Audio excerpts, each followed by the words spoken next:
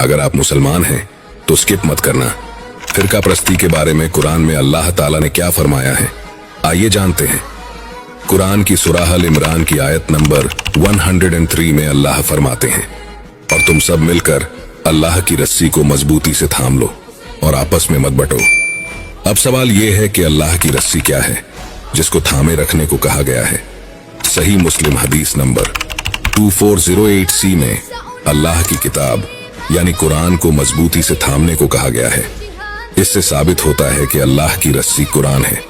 अब सूरह अनाम की आयत 159 में अल्लाह फरमाते हैं कि बेशक वो लोग जिन्होंने अपने दीन के टुकड़े टुकड़े कर दिए और खुद मुख्तलिफ फिरकों में बट गए, ए नबी उनसे आपका किसी चीज में ताल्लुक नहीं, उनका मामला तो सिर्फ अल्लाह ही के हवाले है, फिर वो उन्हें बता देगा जो कुछ वो दुनिया में किया करते थे। और सूरह अल इमरान की आयत 102 में लिखा है कि ए ईमान वालो, अल्लाह से डरो जैसे उससे डरने का हक है, और तुम्हारी मौत उसी हाल पर आए कि तुम मुसलमान हो।